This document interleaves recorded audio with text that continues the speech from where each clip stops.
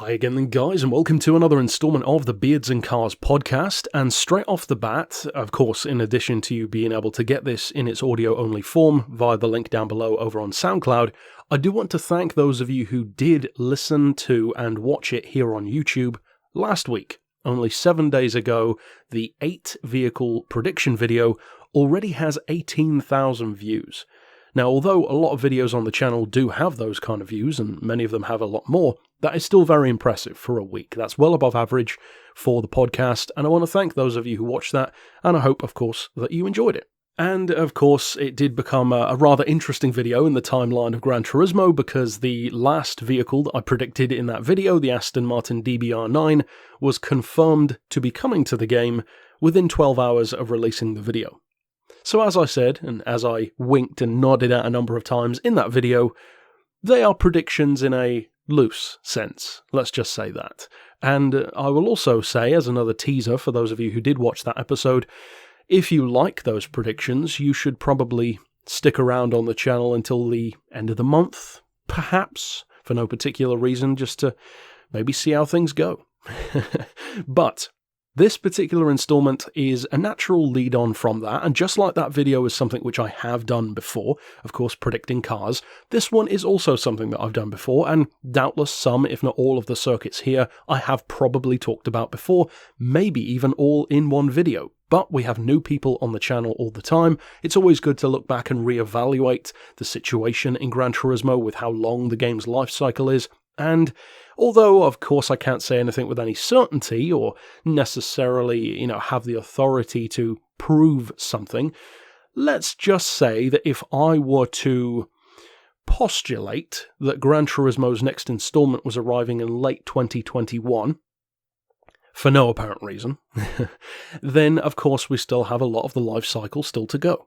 So with that in mind, there's certainly a lot of capabilities for more cars and tracks to be added, even though it's not necessarily at the same frequency that many of us would have liked, and certainly not as large as the initial updates were when the game first came out. And of course that's an ongoing discussion, one of the many gripes that people have about the game, but this particular video I do want to clarify is a little bit different to last week. These are straight up predictions.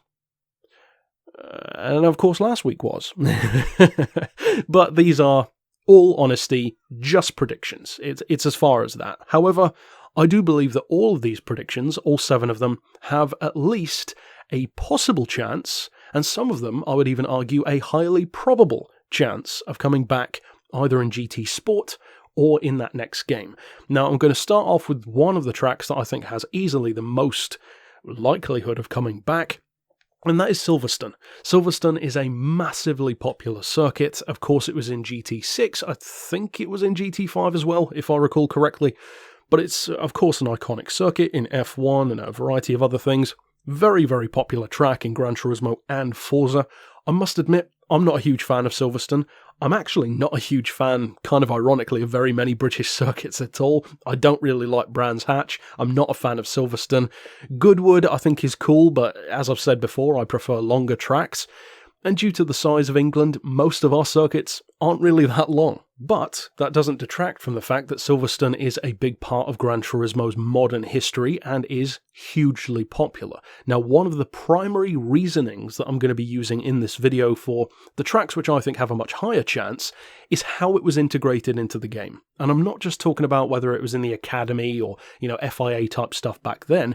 I mean more specifically how the track was treated, represented, and used. So, for instance, does the track have a high-definition surrounding? The buildings on the track, the roads, the quality of the graphics. Does it have changeable weather and time of day? That is a huge clue, I believe, of tracks that do have a stronger chance.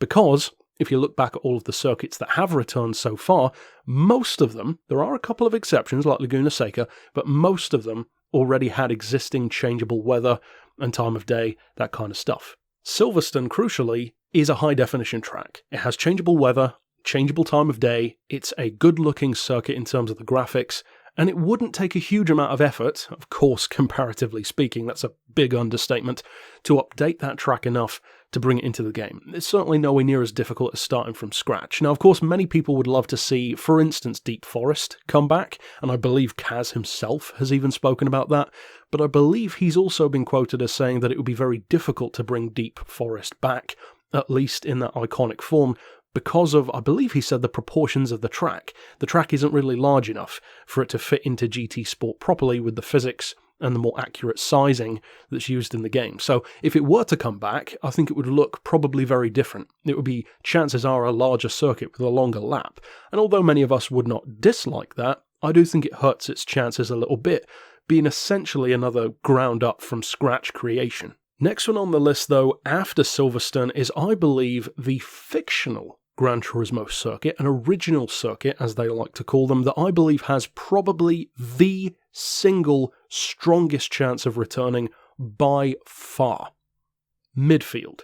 And the reason why I say that is twofold. One, Midfield is one of the most important original circuits of the entire series. It's been a part of the franchise at least as far back as the second game. I don't recall if it was in the first one, it probably was. But regardless, it's been in, I believe, every game since then, and it's a fantastic track. And now that I've actually said it was in every game, I'm having second thoughts. I think it might not have been in Gran Turismo 5. I think I might be wrong about that. I'm not sure. But regardless, it came back in GT6, and again, crucially, it was updated. And it was arguably the most freshly updated track in the entire game, because it was added after release as an update, a free update, and the track has changeable time of day, changeable weather, as you can see in this footage, which I took only a few days ago in GT6. It is a good-looking track, even by PS3 standards. So once again, just like Silverstone, comparatively speaking, it would take a lot less effort to further update that track than to create a brand new one from scratch. And when you couple that with the historical significance to the series and the massive fan fervour that is behind Midfield and how many people would be happy about seeing it return, I definitely believe that of the fictional circuits, it has the strongest chance of coming back. I also believe that alongside Silverstone, they are probably the two tracks on this list which I would argue overall have the highest chance of coming back. Next up, though, we're going back to the real world once again, and this circuit is one which I would put close to Silverstone, especially because of where, the Polyphony's employees come from and the kind of Japanese bias that they have in the game. Clearly, especially in the older ones, Motegi. I believe that Twin Ring Motegi has a good chance. I don't think it has as good a chance as Silverstone, but I do think it has a good chance, especially now that we have 6 Group 2 Super GT cars in the game. Before those, it wouldn't have made as much sense, whereas now, and of course those cars have been in the game for a long time, but now it would be far more useful to have a track like Motegi back. Funnily enough, much like Silverstone, I've never been a huge fan, to be honest, of Motegi, but it is an iconic circuit, certainly in Super GT, but even beyond, thanks to Gran Turismo. It's a relatively unique layout, because it's technically like what I would call like an OG circuit style, where you've got grass around the track and big stands and all that kind of Formula 1 style stuff. But at the same time, the shape of the corners and of the track itself is almost like a city circuit. It's like 90-degree turns and really sharp corners and long straights, very much so like a New York or a Seattle. And for a track which has cars like Super GTs, it does rely to a surprising degree on straight-line power, which is kind of unusual for those circuits. You compare that, for instance, to like Tsukuba or Suzuka or those other iconic Japanese tracks, they're nowhere near as much about straight-line speed and much, much more about cornering. Motegi has a lot of really good straights, where you can use the sheer power of a good car. Next up, though, I'm keeping it in the real world to a track which I know a ton of you would be very, very happy about if it did return. I certainly would as well. I would actually like to see this circuit more, to be honest, than either Motegi or Silverstone, and even more than Midfield, actually, as well. Daytona. The Daytona road course in particular, perhaps even the Speedway as well. And again, this would be a very, very clear choice to bring back in an update with a NASCAR or two, or technically a stock car, because that's of course what they're really called, but that would be a perfect update. Imagine if they brought back like 3 different team NASCARs in whatever class, maybe Group X, and then bring back the Daytona course with the road and oval circuit layouts. Because once again, even by PS3 standards, it's a great looking track. You've got fully changeable time of day, fully changeable weather. It's one of the relatively few tracks which has changeable weather that can go to the point of like a full-on 24-hour cycle, which is really cool, racing there at night as well.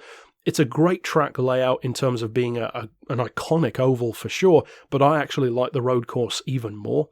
Whereas most ovals, I tend to like the oval more. I prefer the Motegi Speedway over the Motegi Road Course. I prefer, for instance, Special Stage Route X over Route 7 or Route 5.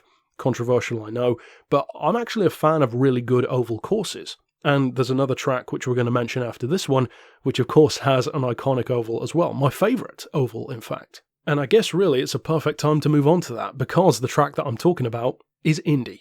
Now, Indy is one of my favourite American circuits. But funnily enough, not the road course. I actually like the oval at Indy, which is technically more of a rectangle, more than the road course. I find the road course a little bit boring, actually, which is weird because it reminds me a lot of Sebring, and Sebring is one of my absolute favourite circuits of all time, regardless of, America or otherwise, and yet they're very similar. They've both got a lot of very tight technical corners, they're both basically completely flat, and I love that about Sebring, but for some reason, it just doesn't interest me as much on Indy, whereas the oval, I think is fantastic. It's so different to every other oval course because, as I said, it's not an oval. It's got 4 distinct corners, and I find it a very interesting, completely different challenge to race there. And of course, in Gran Turismo 5, there was a fantastic endurance race there where you could earn a ton of money. I used to always use the Red Bull and completely dominate it. In Forza, it's a fantastic track as well, especially in the Forza 4 days. I used to race there a lot. However, I will say that even though I've included this one on the list, I think there are 2 reasons why A, I don't see this one having as good of a chance, and B, I don't necessarily know if it should. And when I say that, of course, I do want the track. As I said, I like it, but to expound on what I said, the reason why I don't think it has as strong of a chance is, put simply, it was a very lo-fi track. It does not have changeable time of day, it doesn't have changeable weather. Even though it was one of the newer tracks in the series, it looks very, very lo-fi. It has very bad graphics, in other words. However, the reason why I think it shouldn't necessarily come, and I'm saying that as a very loose term, is because there were a lot of rumours way, way back, probably almost 2 years ago now, and I believe I actually did a video about this as well on the channel, before the news roundup was even a thing, that Kaz or somebody, I can't recall exactly, rumoured that Indy was going to come to the game. But not as in the circuit, as in the motorsport. IndyCar. In other words, like NASCAR meets Formula 1. Like really high-speed, open-wheel, oval racers. Fantastic cars, really, really high top speed, huge amounts of power. They're often on par with Formula cars in terms of power, sometimes even more. And of course, you can't really add Indy cars into a game if you don't have the Indy track. They kind of go hand in hand. You could even argue more so than NASCARs do with Daytona. So that is why I think it shouldn't necessarily arrive, because my reasoning on that goes a little bit deeper than the track itself. And I'll explain why. I believe that at this point in the GT Sport life cycle, with what I said earlier about a Gran Turismo 7, let's call it, arriving in late 2021, I think that it would be a straight-up bad business decision to bring Indy cars into the game at this point. Because although that may sound like a crazy thing to say, considering how many of us love new cars and new classes coming to the game, I just don't think something as important and as big in scope as bringing Indy cars for the first time ever into Gran Turismo should be done over 2 years into a game's life cycle. Because A, so many less people are playing the game now than they were on, like day one, in effect. So far less people would even know about it, let alone appreciate it. But more crucially, on the business side of things, IndyCar coming to Gran Turismo is such a huge deal. I mean, that is like on par with bringing Pikes Peak back, that it's the kind of thing that, just like I said with Pikes Peak, I actually believe and would say that you should save that for the next game. Because imagine if we watch those trailers, like I said a few weeks ago, and you see the Pikes Peak in a Gran Turismo 7 trailer. You see IndyCar racing in that trailer. Imagine how excited you would be for that new game. Even if you're not necessarily into that kind of racing, just seeing that they're expanding the limits of Gran Turismo, it would be impressive. It would get more people hyped. And the simple fact is that would not happen right now if they were added to the game. A ton of people wouldn't even know that it had happened. A lot of people do not keep up with Gran Turismo news anymore. A lot of people, let's say it as it is, are jaded with the game. And tons of people don't even play it anymore.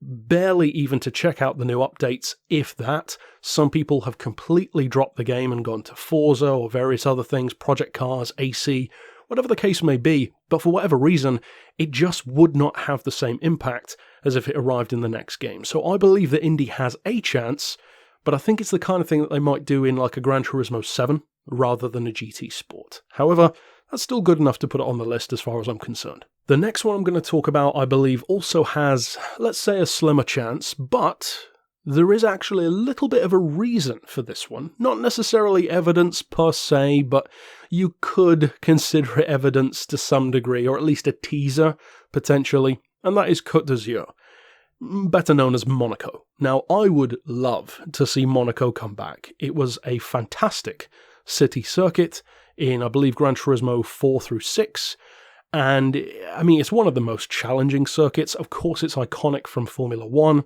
It's a fantastically challenging track with any kind of vehicle. Once again, I've got some footage on display from Gran Turismo 6 of that track. Again, it's a much lower fi circuit, very bad graphics by today's standards, but, you know, it's an iconic track, so of course you'd update it anyway, and we'd have no problem with that. However, that little nugget of a teaser, if you will, as to why I've included this one on the list, actually has to do, of all things, with the Lamborghini Vision GT car. And some of you guys will probably know what I'm about to say because I did a news roundup video discussing this exact thing. Just after that Lamborghini was announced and shown for the first time, and again, you can check out this video if you want to go and look at it, Lamborghini released a rendering of the car's interior. There's a racetrack on display outside of the car. And it's Monaco. I mean, it's as simple as that. You can see the barriers and the tunnel of Monaco outside the car.